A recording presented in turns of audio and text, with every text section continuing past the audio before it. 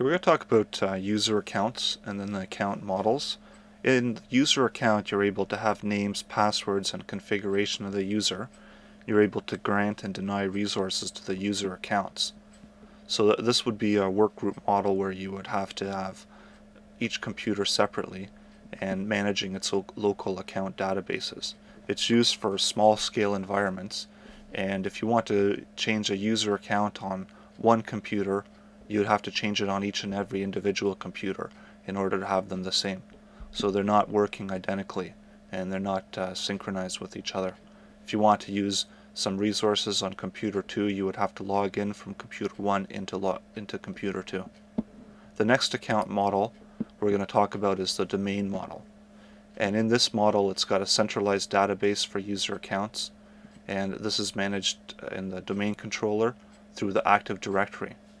And this would mean that one computer would be set up as a domain controller, and through the other computers, as long as it's set up properly, you're able to log into the domain controller.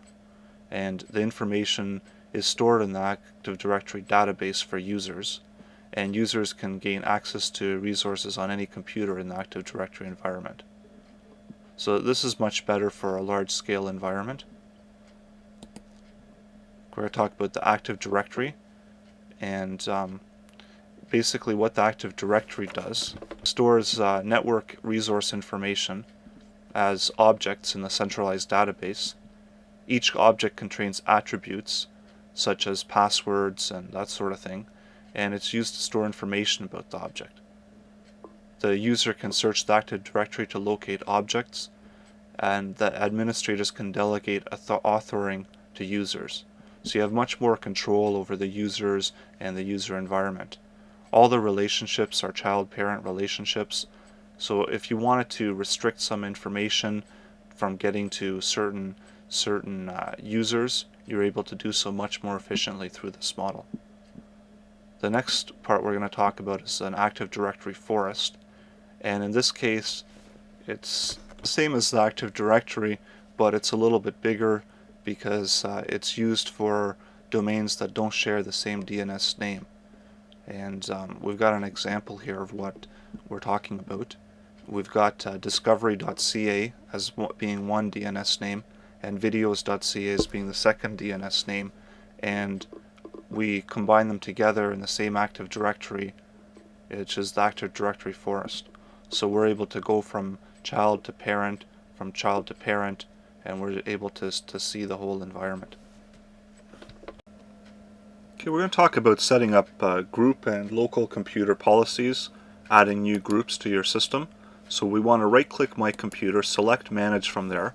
This will open up the Computer Manager console, Management Console. From here we select Local Users and Groups, and we can select Groups. And this gives us a listing of all the different groups that are available in our system. There's everything from administrators all the way down, replicator, user. Replicator is for replication across the domain. And if we wanted to add a separate group, what we do, we would select here on the blank space, right click, and it opens up a window, and we're able to select a new group from the window. And from here we're able to enter the group name, the description, and here we can add the members that we want into the group. So we're not going to do that right now, but we're going to go into the computer policy, and we're going to do this by opening up the snap-ins through the MMC. This opens up a console where we're able to add in snap-ins. Just going to make it a little bit bigger, and we select console up here, add remove snap-in. We can also do this by pressing Control M. So we're going to select Control M here, and we're going to open up the add remove snap-ins. We want to add a snap-in, and the snap-in that we're going to add right now is the group policy snap-in.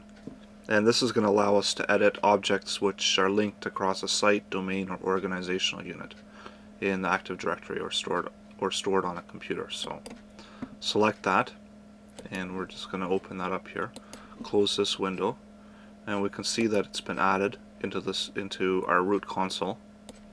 So we're okay with that.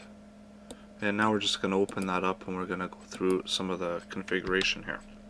And right now we don't have any software settings, so we're just going to simply open up the Windows settings, and we can see here we've got some scripts for shutdown and startup.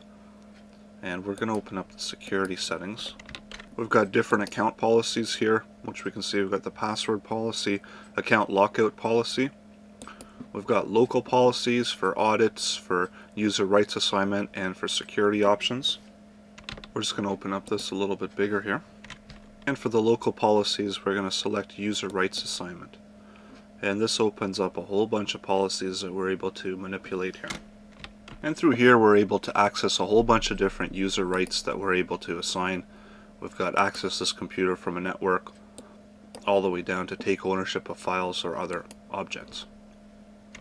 Above the user rights, we've got the audit policy, where we're able to change the different auditing. We're going to talk about basic and advanced security templates. We're going to just add these to our console through the add remove snap-ins. We can just remove this one for now, and we're going to open up the little window here for the standalone snap-ins, and we want to add in security templates. So we're just going to select that now, and we're going to select add, close this window down, and we've got it added, so we're okay. Going to open up and see what security templates we have. Open up this, and what it's going to show us is a listing of all the different security templates we're able to use. It's going to take a minute here. I'm just going to select one of the basic configurations here in order to create this security template. We can open this up and we can see the different settings for the security template. And when we're done working with it, if we've changed any of the settings, what we can do, just open this up, and if we change one of the settings here and we want to save it, then we would have to select action, and we're able to change the settings through this way here. So right now we see that overwrite when events older than 7 days, so we'll just leave it as it is, and when we're ready to save it, we select console and we can save as, and it'll be saved. So this is one way to create a security template. We want to apply the security template that we've created. We're going to have to add in a snap-in once again. So we're going to go to add, and we have to select the group policy snap-in, and we're going to add this one in. Close this and close this. So here we can see we've added the group policy. Open this up to get to the security settings. And there we can see that we've got security settings. And if we want to apply a security template that we've created, we right click and we select import policy. And this gives us a listing of all the different templates that are available to us right now. If we would have made one, we could have stored it in here and it would be available for us to use. We're going to add one more snap-in into this console here. So I'm going to open this up, and I'm going to add the security configuration and analysis snap-in. So we've added that. Close this now, and we're going to close this once again. And we're going to open this up. Okay, after you've set up your system for the analysis, we just open this up and we can see that we've got a different analysis between the password policy, so we can just select that, and we've got the database setting and the computer setting, and here we're able to compare the different settings that are allowed for password policy, and we can go all the way down comparing all the different kinds of policies that we've set up. We've got the database setting and the computer setting. This is one way to analyze when you've set up through a security template and you're able to analyze between your computer settings and what settings are in the template that you're using. So I'm just going to go ahead and shut all of this down. We don't want to save the settings for it.